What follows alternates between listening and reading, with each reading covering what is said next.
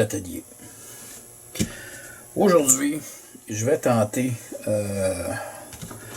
de faire revivre un vieux chargeur à batterie que je viens de récupérer, qui est en fait là, un chargeur et output de 12 volts DC à 6 ampères. En entrée 120 volts CA 30 ampères. Alors c'est un vieux chargeur à batterie. Ça me semble être du plastique. Donc c'est un chargeur qui a été modifié, je ne sais pas trop pour quelle raison. Ça c'est pas l'original sur le chargeur. Ici, bon, ça a été ouvert dernièrement. Les vis sont même pas rouillées. Alors je vais enlever le couvercle et on va regarder si tout d'abord il y a du courant. Donc on va commencer par enlever les deux vis.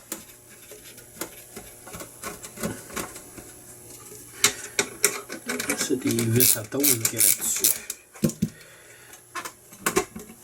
Ouais, c'est comme bien pogné là. Des vis auto-perçantes.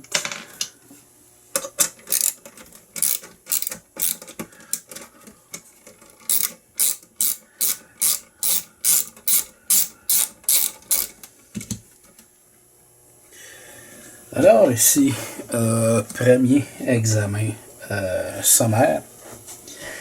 On voit tout d'abord que le fusible qui est ici a été rajouté. Ici, évidemment, l'interrupteur qui est ici, ça a également été rajouté, mais on voit là que c'est... ça n'a pas été serré fort fort. Alors évidemment, il y a sûrement un problème de contact à ce niveau-là.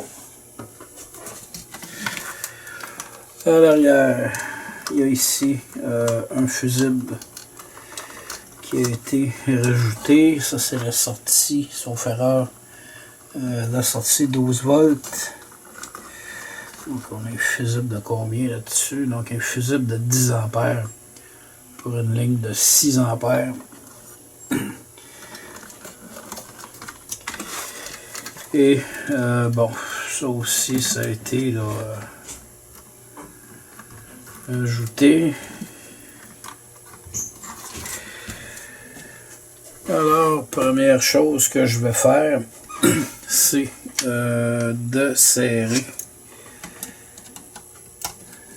la vis qui est ici.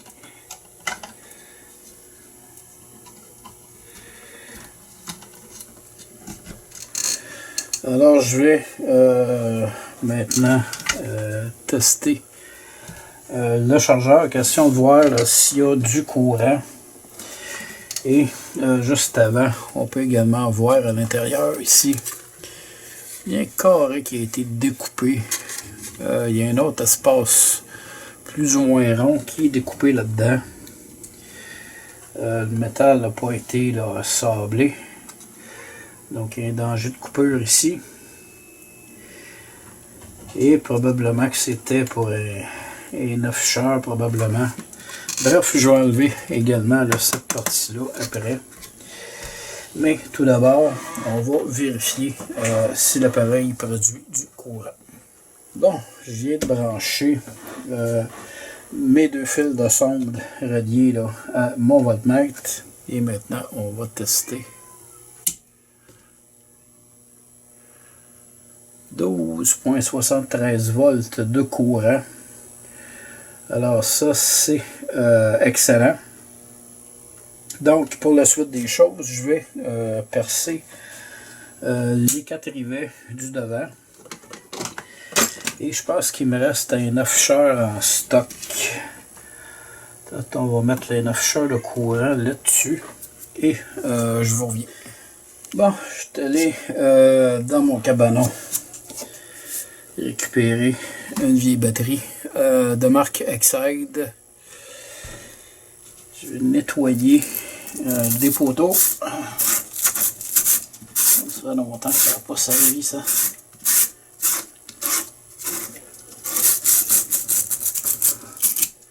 C'est d'avoir le meilleur contact possible de sa batterie.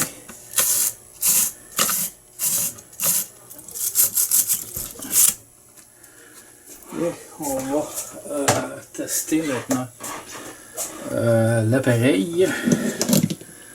Donc ici, positif, positif, négatif avec négatif. Je mets l'appareil en marche.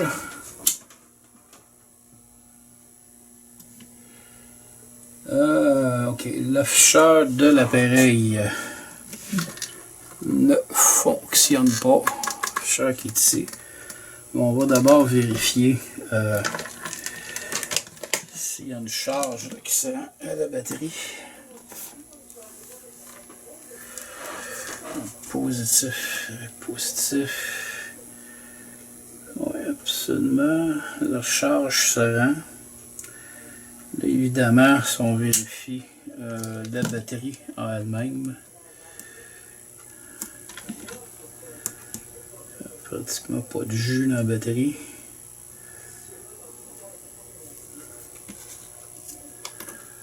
Donc, notre courant se transfère bel et bien vers la batterie.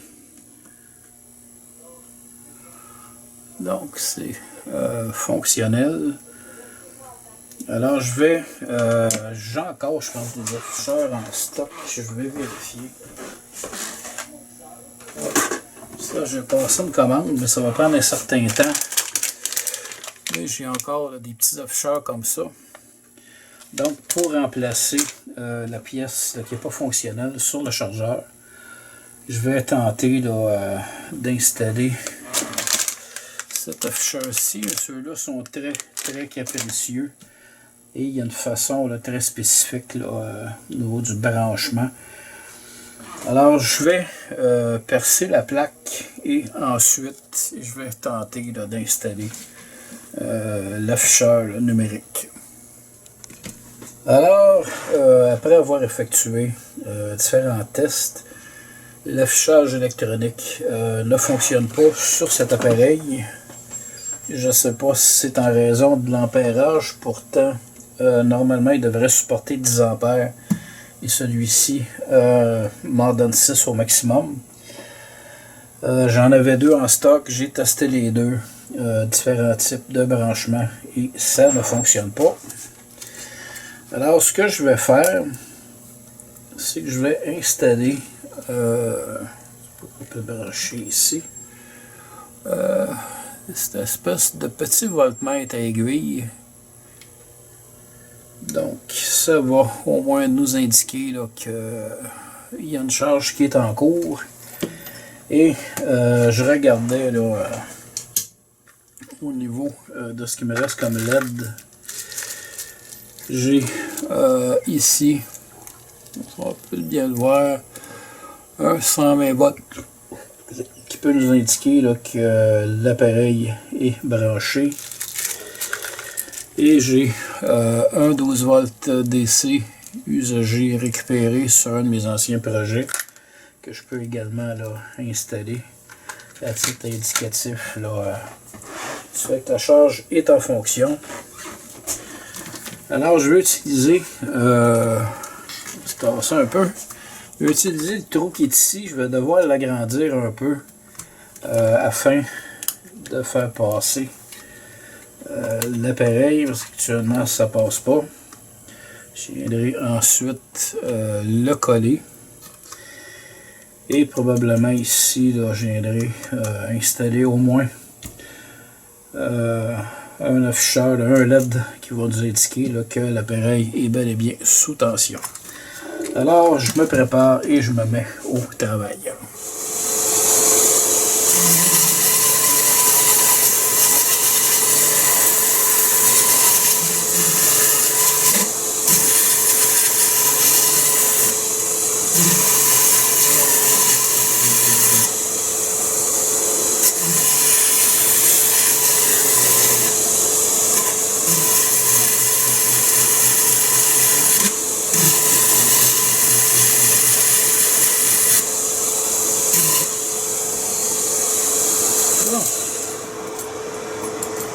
que vous entendez présentement, c'est mon système de captation des poussières. Donc, on va l'arrêter. Et bon, j'ai percé ici pour installer là, mon LED. Donc, je vais maintenant entrer dans la portion électronique et on branche le tout. Il va évidemment me rester à placer ici un truc pour boucher ça. Je pense que je vais prendre le même plastique là, qui était là au début. Je vais tout simplement le découper et venir là, finalement là, recouvrir le trou qui est là. Je viens de compléter mes soudures électriques et tout le monde connaît le fameux ruban électrique. Plutôt que d'utiliser du ruban comme celui-ci, je vais utiliser du liquid tape qui est en fait là, du ruban électrique mais sous forme liquide. Donc je vais tout simplement badigeonner le tour là, de ma soudure et on va peut-être prendre à peu près 30 minutes là, avant que ce soit sec complètement. Et ça va tout simplement sécher et protéger en fait. Ici j'en ai fait un autre là. Là, ça ne me tentait pas là, de tout défaire, de remettre un autre terminal. Donc, je vais tout simplement protéger le circuit de cette façon-là.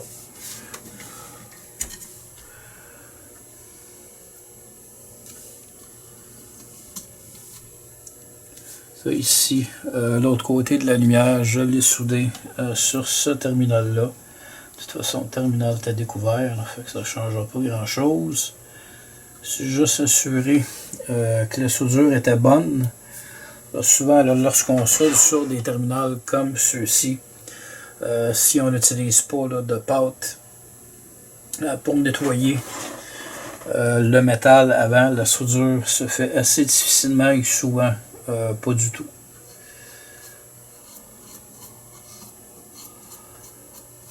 Donc, ceci est protégé.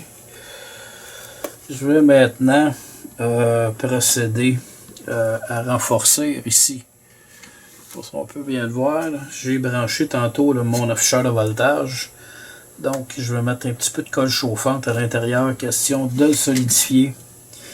Et pour terminer le travail, je vais reprendre là, le morceau de plastique que j'avais tantôt, je vais le recouper. Et tout simplement l'installer ici de façon là, à venir fermer cette portion qui est ouverte. Je vais maintenant installer des périvets.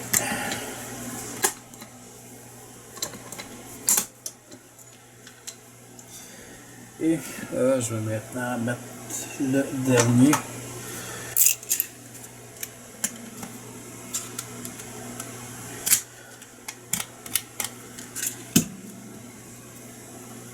Alors la façon la plus simple, c'est d'entrer une espèce de clou de rivet à l'intérieur de la pièce ici. Venir la poser dans le trou et la pièce à retenir. Et on pompe. Et voilà. Il reste tout simplement là, ma colle chauffante à installer. Ensuite, je remets le couvert et on teste le tout. Alors, la réparation est complétée. J'ai également changé ici les deux vis. On se souviendra qu'au début, c'était des espèces de vis auto-perçantes qui étaient là. Donc, j'ai remplacé les vis. Mon afficheur de courant est installé. Ma lumière témoin également. Et ce qui est intéressant avec ça, c'est que je vais maintenant brancher une des pinces en fait, les deux pinces du chargeur là, sur la batterie. Ça vient m'indiquer la charge restante dans la batterie.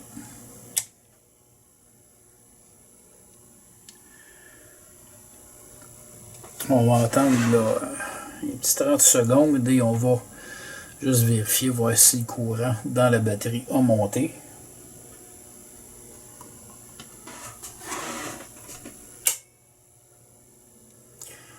Ouais, ça va monter un peu, mais ça va redescendre. Donc on prendra qu'il n'y a pas d'ampérage dans la batterie. C'est une batterie qui était pratiquement à plat. Donc on sait maintenant que le chargeur fonctionne. Et avec cet indicateur-là, ça va me permettre de vérifier la charge restante sur la batterie. En espérant que vous avez aimé cette vidéo, je vous dis merci et à la prochaine.